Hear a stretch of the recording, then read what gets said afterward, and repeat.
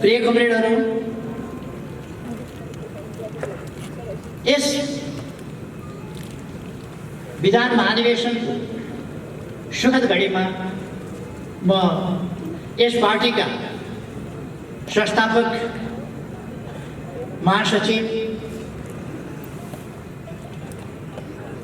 पुष्पलाल जननेता मदन भण्डारी, प्रथम जननिर्वाचित कम्युनिस्ट प्रधानमन्त्री मनमोहन अधिकारी, शहीद आन्दोलनका अग्रज व्यक्तित्वहरूप्रति उच्च सम्मानका साथ श्रद्धासुमन अर्पण गर्दछु। उहाँहरूको प्रेरणाले हामीलाई लक्ष्यतर्फ अविचलित रूपमा अगाडि बढ्न सदा मार्गदर्शन गरिरहेको छ। नेपालको देशभक्तिपूर्ण युद्ध, लोकतन्त्रका निम्ति भएका सङ्घर्ष एवं आर्थिक सामाजिक रूपान्तरणका लागि आफ्नो जीवन उत्सर्ग गर्नुहुने सम्पूर्ण शहीदहरूप्रति भावपूर्ण श्रद्धाञ्जली अर्पण गर्दछु। अग्रगामी परिवर्तनको यात्रामा सहभागिता, त्याग र बलिदानका गाथाहरू सिर्जना गर्ने घाइते, अपाङ्ग तथा बेपत्ता नागरिकका परिवारजन सहित समस्त न्यायप्रेमी जनताप्रति उच्च सम्मान र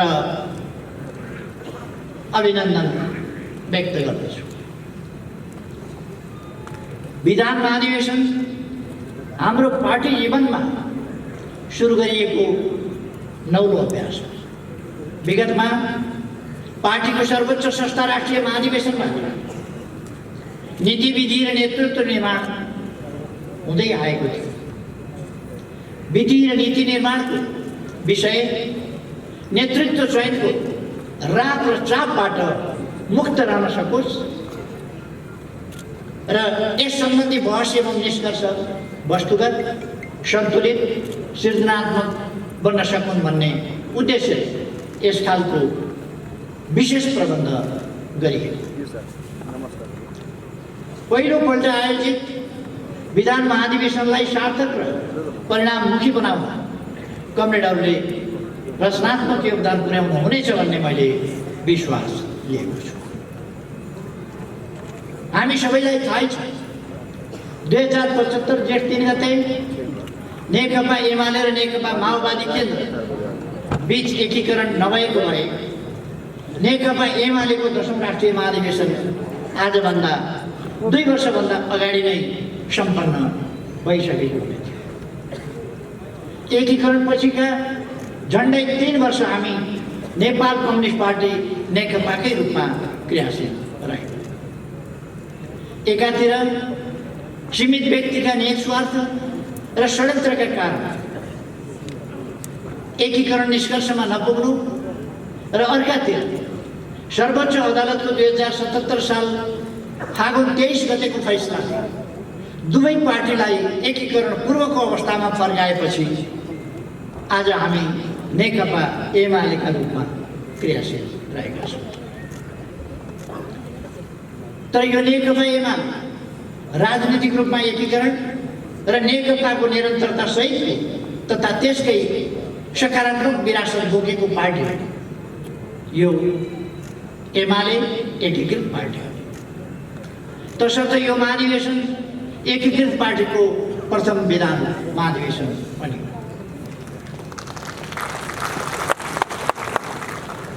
विधान महाधिवेशन आयोजना गरिरहेको यस घडीमा नेपाली कम्युनिस्ट आन्दोलन समक्ष नयाँ चुनौती र प्रतिकूलता थपिएका छन्। विशाल सम्भावना सहित भएको पार्टी एकीकरण बन्द भएको छ। कम्युनिस्ट पार्टीका नाममा केही व्यक्तिहरूले आन्दोलनलाई नै बदनाम गर्ने काम गरेका छन्। नेकपा एमालेबाट केही व्यक्तिहरू बाहिरिएका छन्। उनीहरूले संरचनात्मक अराजकता, पदलोलुपता र फुटलाई प्रश्रय दिइरहेका छन्। हाम्रो पार्टी प्रतिपक्ष भूमिकामा फेरिएको छ। पार्टीका विरुद्ध घेराबन्दी र आक्रमणका नयाँ श्रृङ्खलाहरू सुरु भएका छन्। संविधान, लोकतन्त्र, स्थिरता र एकता समृद्धिको अभियान एवं राष्ट्रिय हितमाथि आक्रमण बढेको छ र मुलुकको भविष्य जोखिममा परेको छ। हाम्रा सामु दक्षिणपन्थी अवसरवाद र संगठनात्मक अराजकतालाई परास्त गर्दै नेपाली कम्युनिस्ट आन्दोलनलाई सही दिशामा अघि बढाउने दायित्व छ। जनताको बहुदलीय जनवादको मार्गदर्शन समाजवादका आधार निर्माण गर्ने अभिभारा छ। अभिभाराहरू पूरा गर्ने हाम्रो यात्रामा खडा भएका माथि उल्लेखित चुनौतीहरूको सामना गर्नु र तिनलाई पराजित गर्नु पर्नेछ।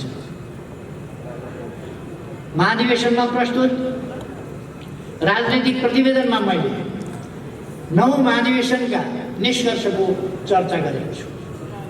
पार्टी एकीकरण, पार्टीको आन्तरिक जीवनमा देखा परेको प्रवृत्ति तथा समस्याहरूलाई उल्लेख गरेको छु।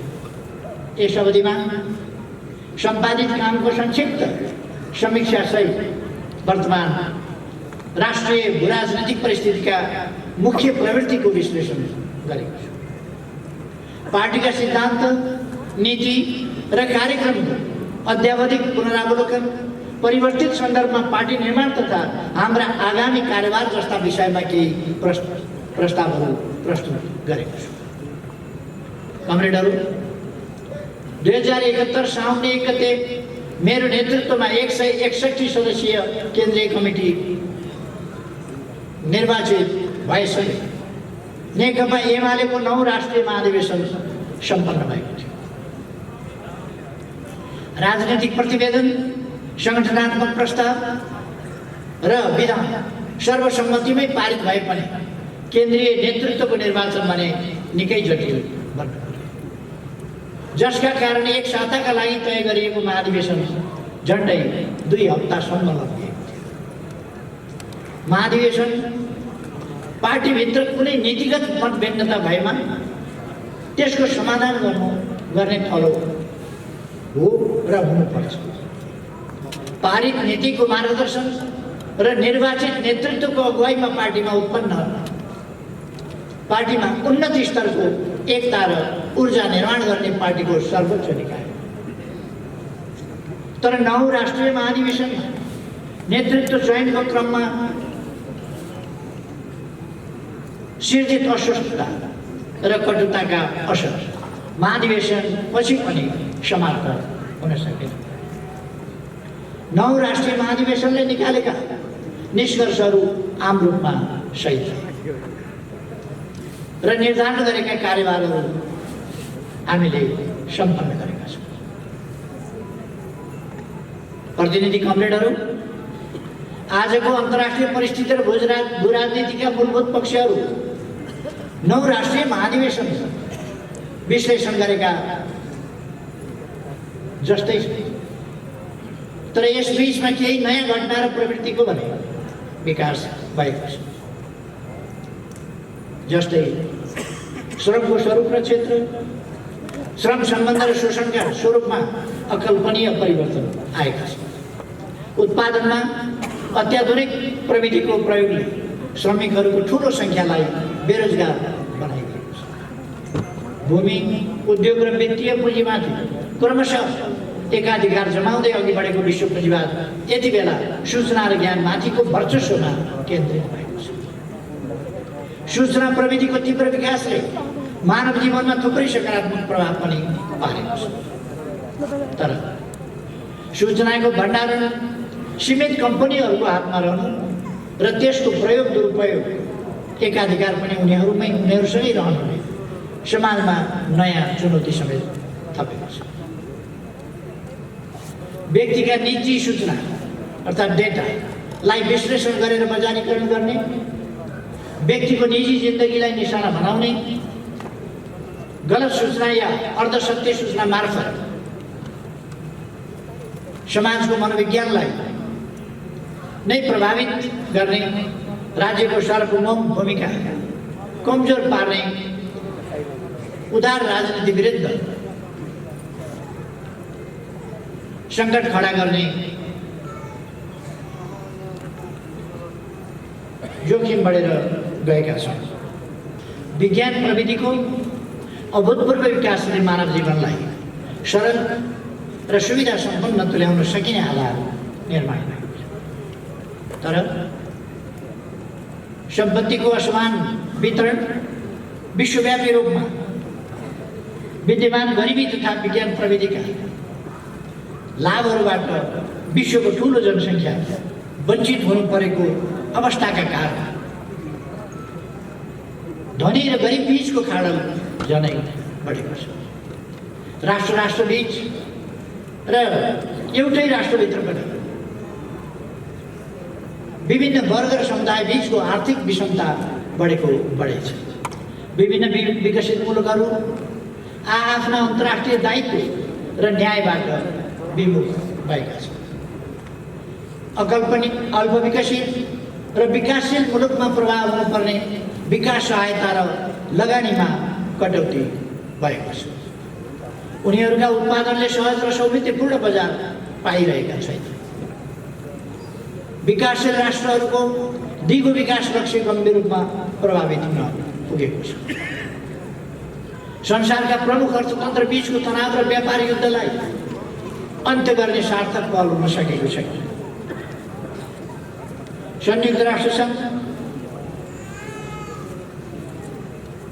र यस अन्तर्गत मानवाधिकार परिषद, जलवायु सम्झौता जस्ता संस्था प्रबन्धलाई निष्प्रभावित तुल्याउने कोसिस भएको छ। शस्त्रास्त्रको होड तथा पारमाणविक, रासायनिक, जैविक एवं आम विनाशका हतियारको विस्तार र सङ्कलनले विश्व शान्तिमाथि खडा गरेको चुनौती कायम छ। विश्व शक्ति सन्तुलनमा तीव्र परिवर्तन देखा परेको छ। लामो समयसम्म युरोप अमेरिका केन्द्रित विश्व ढाँचामाथि चीनको उदय, शक्तिशाली राष्ट्रका रूपमा रुसको पुनरागमन, ब्रिक्स, साङ्घाई सहकारी सङ्गठन लगायत क्षेत्रीय शक्ति र सङ्गठनहरूको भूमिकाले चुनौती बढाएका छन्, दिएका छन्। विश्व बहुध्रुवीय बन्दै गएको छ। चीनसँगको सम्बन्ध लगायत प्रश्नमा युरोपले सापेक्ष स्वतन्त्र दृष्टिकोण राख्न थालेको छ। विश्व प्रतिस्पर्धाको केन्द्र एसिया प्रशान्त क्षेत्र बन्न थालेको छ। अमेरिकाले अगाडि सारेको इन्डो पेसिफिक स्ट्राटेजी यसै विषयतिर लक्षित छ। हालै अस्ट्रेलिया, बेलायत र अमेरिका बीच भएको नयाँ सुरक्षा सम्झौता फोकसले यस क्षेत्रमा तनाव सिर्जना गरेको छ। लोकतान्त्रिक प्रणालीमाथि विभिन्न मुलुकमा चुनौती खडा भएको छ। म्यानमारमा कु भएको छ र नेत्री आङ सान सुची लगायत लोकतन्त्रवादी नेताहरूलाई गिरफ्तार गरिएको छ। शान्तिपूर्ण प्रदर्शनमाथि हिंसात्मक दमन भएको छ। ल्याटिन अमेरिकाका विभिन्न मुलुकमा वामपन्थी सरकार र आन्दोलनलाई असफल बनाउन हस्तक्षेप र षड्यन्त्र जारी छ। यसका बावजुद त्यहाँ वामपन्थी आन्दोलनले नयाँ गति पनि लिइरहेको छ। सन् 2019को अन्त्यतिरबाट सुरु भएको कोभिड-19 महामारीले विश्वलाई आक्रान्त तुल्याएको छ। यस महामारीले विश्व अर्थतन्त्रलाई 1930को आर्थिक मन्दी र दोस्रो विश्वयुद्धले भन्दा गहिरो धक्का पुर्याएको छ। यो महामारी हाम्रो पुस्ताले सामना गरेको सबैभन्दा ठुलो स्वास्थ्य चुनौती हो। वैज्ञानिकहरूले 8 महिनामै कोभिड विरुद्धको खोप आविष्कार गरेर महत्त्वपूर्ण उपलब्धि हासिल गरे पनि खोपको असमान वितरण आज गम्भीर चुनौती बनेको छ। खोप राष्ट्रवाद, भाइरस एवं खोपका विषयमा देखिएको राजनीतिकरण विडम्बनापूर्ण छ। जलवायु परिवर्तन आज पृथ्वी र पृथ्वीवासी दुवैका सामु असाधारण चुनौतीका रूपमा उपस्थित भएको छ। जलवायु परिवर्तनका विरुद्ध बलियो अन्तर्राष्ट्रिय साझेदारीको खाँचो छ। औद्योगिक राष्ट्रहरूले देखिने गरी कार्बन उत्सर्जन घटाउनु र हरित अर्थतन्त्र एवं हरित विकासका लागि ठोस कदम चाल्नु आवश्यक भएको छ। जोखिममा परेका मुलुकका लागि वित्तीय सुविधा अत्यावश्यक छ। चीन र भारतबीच सुरु हुन लागेको संवाद, समझदारी र सहकार्यलाई तनाव र सीमा विवादले विस्थापन गर्दै लगेको छ। दुई देशबीच संवाद भए पनि समस्या कायमै छ। दुई देशबीचको तनावको असर समग्र दक्षिण एसियामा अनुभूत भइरहेको छ। भारत पाकिस्तान बीच तनाव जारी नै छ। भारतसँग नेपाल लगायत विभिन्न छिमेकी मुलुकका कतिपय विवादित विषय अझै समाधान हुन सकिरहेका छैन।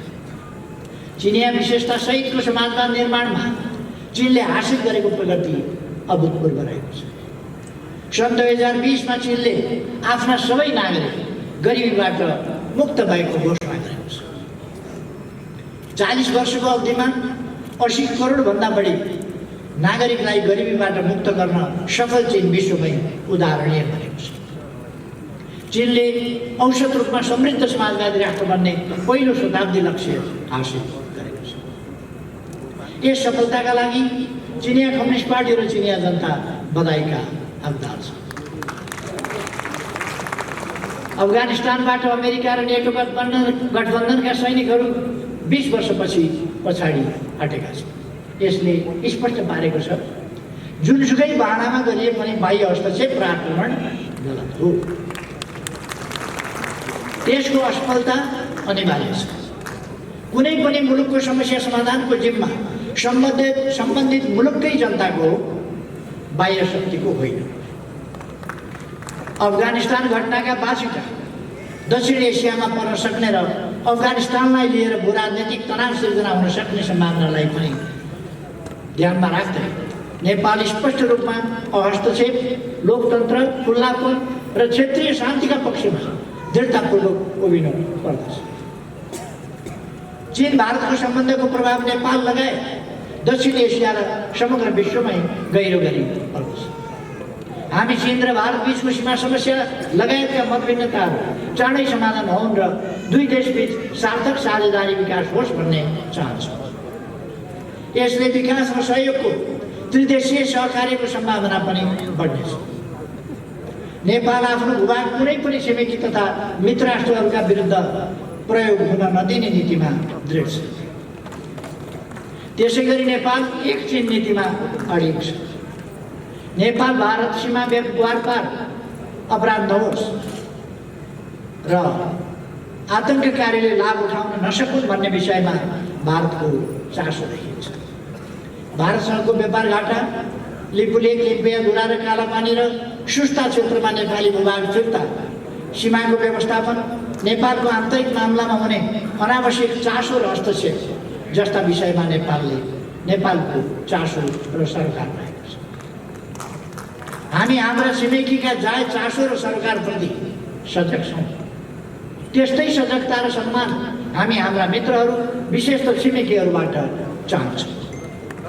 दुई देश बीचका समस्यालाई जिम्मेवार कूटनीतिक पहलका माध्यमबाट समाधान गर्न हामी चाहन्छौँ। कमरेडहरू, हामी नयाँ र न्यायपूर्ण विश्व व्यवस्थाका पक्षमा दृढतापूर्वक उभिन्छौँ। उत्पीडित राष्ट्रहरू तथा श्रमजीवी वर्गका हक हित र मुक्तिका आन्दोलनमा ऐक्यबद्धता जाहेर गर्दछौँ र आफ्नो ठाउँबाट विश्व शान्ति, न्याय, समानता र समाजवादी आन्दोलनलाई हामी सहयोग गर्दछौँ।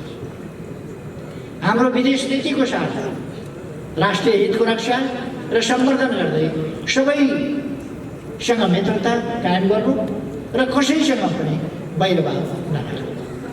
विश्वका सबै देशसँग सार्वभौम समानता, हस्तक्षेप, पारस्परिक सहयोग तथा सम्मानमा आधारित सम्बन्ध विकास गर्नु। नेपालको छविलाई शान्तिको पक्षधर, लोकतान्त्रिक र प्रगतिशील राष्ट्रको रूपमा विश्व सामु स्थापित गर्नु। वातावरण लगायतका साझा सवालमा सहमति र साझा प्रयासका साथ अगाडि बढ्नु। यी हाम्रा विदेश नीतिका आधारभूत कुराहरू। प्रतिनिधि कमरेडहरू, 9 राष्ट्रिय महाधिवेशनपछिका अवधि घटना पूर्ण रहे, आँधी बेहरी पूर्ण रहे। विनाशकारी भूकम्प पीडितको सेवामा स्वयंसेवक परिचालन, संविधान सभाबाट संविधान निर्माण र घोषणा, नेकपा एमाले नेतृत्वको सरकार गठन, नाकाबन्दीका विरुद्ध सशक्त प्रतिरोध र अभूतपूर्व राष्ट्रिय एकताको प्रदर्शन, चीनसँग पारवन र यातायात सम्झौता, एमाले विरुद्ध षड्यन्त्र र सरकारबाट विस्थापन, मेची महाकाली राष्ट्रिय अभियान, स्थानीय निर्वाचन र ऐतिहासिक सफलता। हामीले आम निर्वाचनभन्दा अघि सामना गरेका घटनाहरू यी सबै घटनाहरूमा हामीले प्रभावकारी भूमिका निर्वाह गर्यौँ र पार्टीको नेतृत्व स्थापित गर्यौँ। स्मरणका लागि यहाँ केही प्रसङ्ग चर्चा गर्न चाहन्छु। 72 साल वैशाख 12 गते गएको विनाशकारी भूकम्पबाट सिर्जित राष्ट्रिय विपत्तिले राजनीतिक दलहरूमाथि मतभिन्नता थाती राख्दै उद्धार, राहत र पुनर्स्थापनामा केन्द्रित हुन दबाव सिर्जना गर्यो। संविधान सभाको दोस्रो निर्वाचन भएको पनि 1.5 वर्षभन्दा बढी समय बितिसकेको थियो। विभिन्न चलखेल देखा पर्न थालिसकेका थिए। भूकम्पबाट पीडामा परेका जनता र दलहरू बीचको भूकम्पबाट पीडामा परेका जनता दलहरू बीचको खिचातानीबाट व्यग्र र असन्तुष्ट भइरहेका थिए। संविधान निर्माणमा थप विलम्ब गर्नु उचित थिएन। यसै पृष्ठभूमिमा 2072 जेठमा नेकपा एमाले, नेपाली कङ्ग्रेस र नेकपा माओवादी बीच 16 बुँदे सहमति गरियो, जसमा संविधान निर्माणका आधारभूत प्रश्नबारे मोटामोटी खाका बनाइयो। तर मधेस केन्द्रित दलहरू भने सहमतिमा आउन तयार भएन। यस क्रममा विभिन्न स्थानमा हिंसक र अराजक घटनाहरू प्रायोजित हुन थाले। 72 साल भदौ 7 गते कैलालीको टिकापुरमा 8 जना सुरक्षाकर्मी र 1 जना निर्दोष बालकको ज्यानै लिने गरी अत्यन्त त्रासद र विभत्स घटना घटाइयो। सुर्खेत लगायत पहाडी भूभागमा पनि हिंसाका घटना भए। मधेस केन्द्रित दलका कतिपय नेताहरूले संविधान निर्माणमा बाह्य हस्तक्षेपको माग गरे। असन्तुष्टि, विरोध र हिंसालाई देखाएर संविधान निर्माणमा विलम्ब गर्नुपर्ने तर्क प्रस्तुत हुन थाल्यो।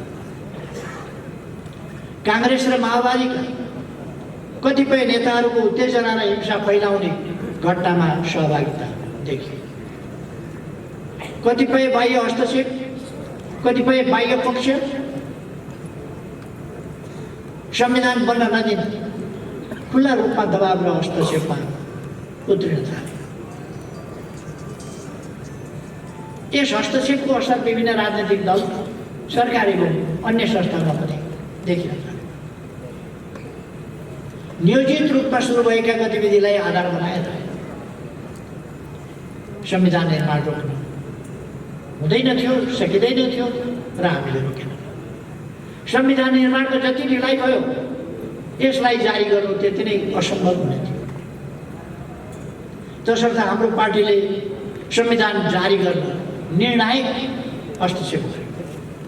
मूलतः हाम्रो पार्टीको अग्रसरता, नेतृत्व र निर्णायक भूमिकाका बलमा 2072 साल भदौ 30 गते संविधान सभाबाट नेपालको संविधान निर्माण भयो र त्यसै वर्ष आश्विन 3 गते संविधान जारी भयो। यस संविधानले नेपालको राष्ट्रिय सार्वभौमिकता, भौगोलिक अखण्डता, स्वाधीनता र नेपाली जनतामा निहित सार्वभौम सत्ता बाहेकका अन्य विषय जनताको इच्छा अनुसार संवैधानिक बाटोबाटै परिवर्तन गर्न सकिने आधार निर्माण गरेको छ। यसले राजनीतिक परिवर्तनका नाममा हुने हिंसा र विद्रोहको आधार समाप्त गरिदिएको छ। शान्तिपूर्ण र वैधानिक बाटोबाट समाजवाद निर्माण गर्ने आधार तयार भएको छ। यसमार्फत सामाजिक न्याय सहितको लोकतन्त्रको प्रत्याभूति भएको छ। आर्थिक, सामाजिक, सांस्कृतिक अधिकारहरू मौलिक हकका रूपमा सुनिश्चित भएका छन्।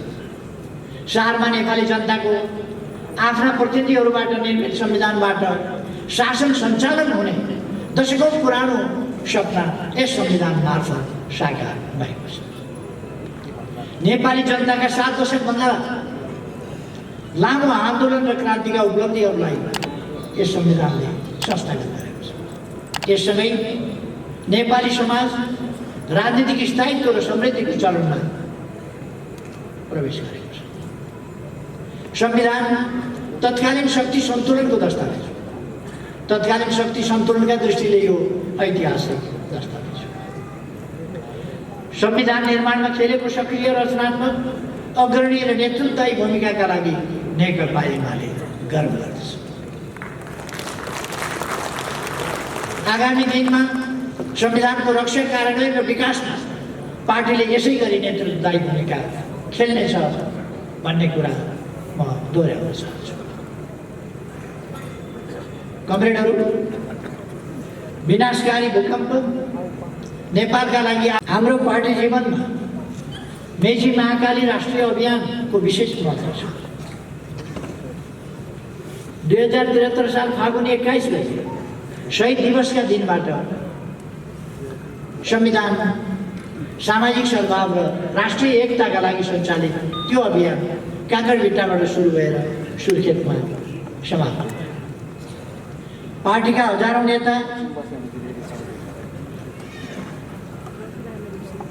कार्यकर्ता, सदस्य र शुभचिन्तक सहभागी भएको विश्वको स्थानमा विशाल जनसभा आयोजना गर्दै अगाडि बढेको र घर दैलो सांस्कृतिक कार्यक्रम र झाँकीहरूसहित व्यापक जनसहभागिता सहितको यो अभियान नेपालकै सबभन्दा ठुलो जनपरिचालन थियो।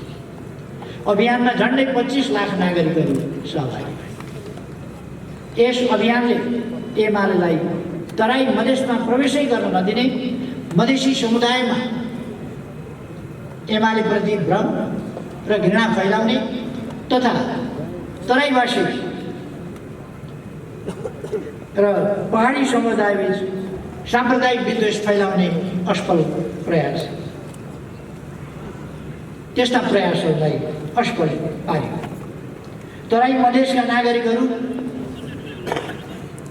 देशभक्तिपूर्ण राष्ट्रियताको पक्षमा दृढतापूर्वक उभिए। हजारौं कार्यकर्ताहरूको परिचालन र लाखौं जनताको सहभागिताले पार्टीको ऊर्जा र सामर्थ्य विकासमा ठुलो योगदान गर्यो। 2074 को स्थानीय तह निर्वाचनमा पार्टीले काठमाडौँ र पोखरा महानगरपालिका सहित 40% भन्दा बढी स्थानीय तहहरूमा विजय हासिल गर्यो। जिल्ला समन्वय समितिका अधिकांश स्थानमा पनि पार्टीले सफलता प्राप्त गर्यो। सत्तारूढ गठबन्धन एक्लै सामना गरेर भनेको सत्तारूढ गठबन्धन बनेको थियो, त्योसँग एक्लै सामना गरेर नेकपा एमाले हासिल गरेको यो सफलता आधारभूत तहसम्म पार्टीको लोकप्रियता र सुदृढ जनाधारलाई प्रतिबिम्बित गर्ने महत्त्वपूर्ण उपलब्धि हो।